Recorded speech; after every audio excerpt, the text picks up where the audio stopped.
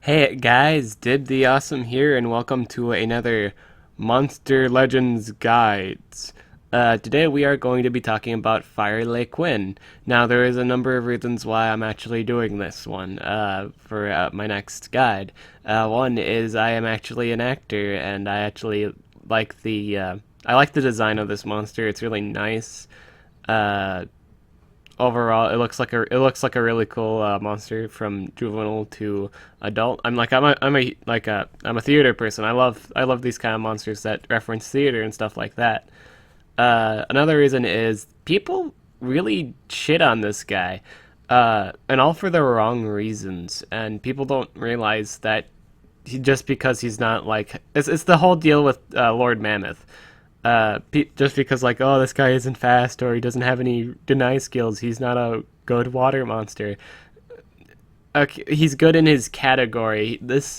He's good in his category, and Firelequin specifically is a good support monster. He isn't like all the other fire monsters. In fact, he is probably the only fire monster in Monster Legends thus far. Uh, and he does his job right. He does it okay. Is it the best? No. There's other support monsters that are better, but he is great in team wars, simply because of two moves. In my opinion, they're really great moves. He's very good in situations, and his where the stuff he really shines in is specific situations, and this guy does his job right. He does it the way that supporters should do it, or how it's usually done. He's basically the extra guy on your team.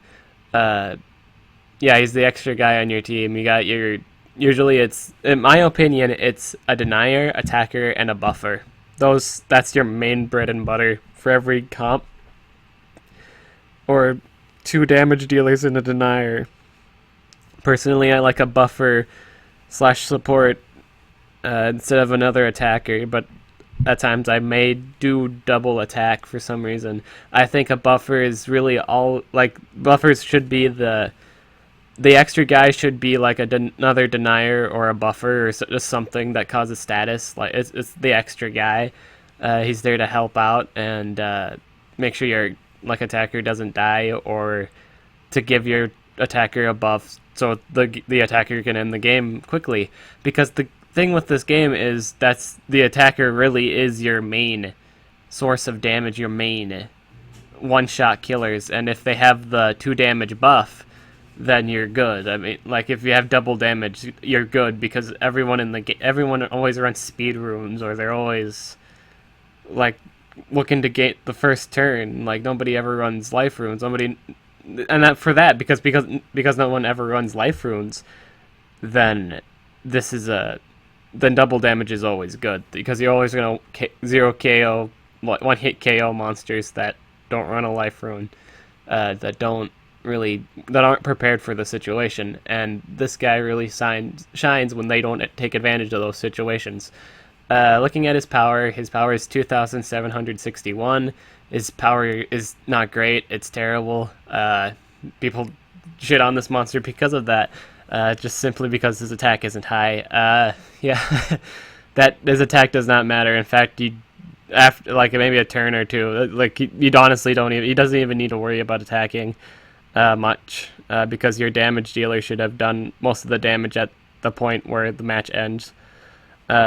His life is 29,255. That's a great life. That's probably one of the higher lives for fire monsters in the game. It's an okay life. Sturdy enough to live through some hits. It's a good thing. His speed is 3,124. This guy is kind of slow, but not a whole lot of slow. He's kind of slow, but he's not gonna be like outran by anything really much because you're gonna be running full speed runes on this guy anyway. Uh, Full speed runes, you could do 2 speed runes and a life rune. That's your options. I'm on tell the runes right now. It's either 3 full speed runes if it's team war, or a life rune and 2 speed runes in PvP. Honestly, you can use any monster in PvP. What it really comes down to it in the end, though, is your deny monsters speed, so you can deny the other monsters from doing anything. And you'll see in his kit, the monsters I'm going to suggest to pair up with him are going to be attackers immune to freezing, because in his move, one of his two great moves prevents stuns, and I will show you that soon. Looking at his ult's very confusing. It's a pretty weak damaging ult too. It is probably the worst like legendary ult in the game, simply because it's just weird as hell. It says it deals heavy fire damage to target and stuns it. This thing gives different opinions on that statement. It says it only has 30 power. It does multiple enemies too. 30 power, removes 20% of stamina. They are all dazed, and there is a 40% chance to slow. I think that's a good thing to know. I mean, slow is, when it actually works, it actually sucks to be slowed. So this situationally wise, it's pretty good. But it's only good if you get the slow. I mean, like, you'll get the daze and the energy drain, but if you get the slow too, then it's pretty worth it. Especially if you get this on the deny monster. If the deny monster is slow, then your other monsters will have an easier time canceling out that deny monster. So going down the list, we're gonna skip these two because they're garbage. But we're going. This is one of his important moves. This is a single target ability. It's called Carnistrol's Party. This applies a 50% damage boost and gives immunity to burn, and I think that's stun. I honestly think it removes stuns, because in the thing below, it is a immunity to stun and immunity to burn. I think it's like it removes stuns and burns, which is really nice, and is one of the reasons why you should run this. One of the reasons why you should run this move, simply because it gives you immunity to burn and stun, which is going to be used in team wars. Like, there's going to be fire monsters with a single target stun and a AoE burn sometimes. And this is where that guy really shines in. So if he moves before, honestly, if an enemy monster moves before you, and it's so as long as it's not a freezing attack, it's like it's an AoE stun, this guy's going to be immune to that AoE stun, and then he's going to proceed to either use this move to give that cleanup of the stun or the burn, or you can actually you don't even have to use it for the cleanup for burn, because his other important skill just removes all the negative effects and gives double damage. Most people don't like running this. I think you should run both skills, because you can have that immunity to stun. Stun is such a common thing in PvP and in Team Wars. That's such an important skill to have. I don't know why you wouldn't run that skill. It is pretty good. If the fight is lasting, if they do survive your double damage, then this is a good thing to follow up by. Just so you prevent them from killing your monster, stunning and burning it. Moving up to these two moves, Bakenalai Spank. This is a 0 turn cooldown move with 35 damage. Removes its energy. That's always it's a nice thing to have if you don't care much about damage output, just want to drain energy. This isn't a bad move to run. 20% is pretty decent. Run it with like another stamina drainer, and you got a pretty solid thing. Like, I'd say like a 70. This guy would actually go great with the. It's a little bit too much, but you'd go great with Slot Machine or the arcade guy. You'd be good with them. I don't know, it is a pretty shitty move though, so I probably wouldn't recommend running it. And we got Intru's Impact. This is 0 turn cooldown move. All of his moves are pretty much 0 turn cooldown, by the way, but they're really low damage. Except his last two moves that, actually his last three moves that deal damage. I think I'd honestly recommending. It depends on the situation too, what you're running him for. That is the variety of moves I'd actually recommend you run for this guy. So these two aren't really good moves. Run this move. You have to definitely run this move. This is another important move. Song from Katie's. Realize it's only like 18 energy. It honestly doesn't cost that much energy to use. and it's on like a 2-turn cooldown, which will last as long, which will be the same amount of time the buff ends, too. So this is actually a really good thing to run. Removes all debuffs, so if this guy moves before your attacker and your attacker's like stunned or freeze, you can use this to heal the attacker and give him double damage. And again, that's all you really need in like fights and wars and stuff like that, is double damage. I've never really, double damage is such an important thing in this game, and like it's just too good not to have.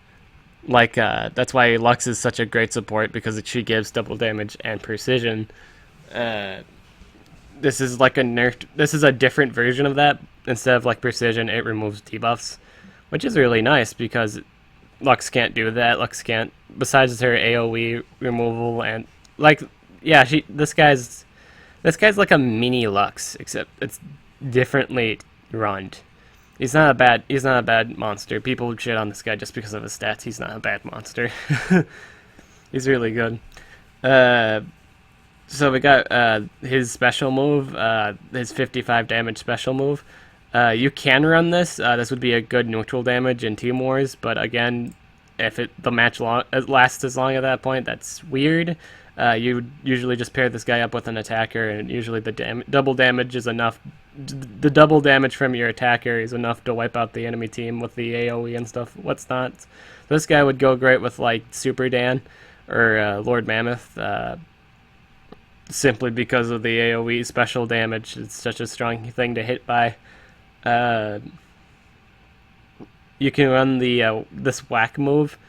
I'm just gonna say whack and wallop. You can run whack as a single target burn, so that's not bad. And then you totally want to run this AoE 40 damage move, simply because it's 40 damage. This guy can be build your own monster. You can literally just run him full attack runes and then just bump him up with the song from Katie's.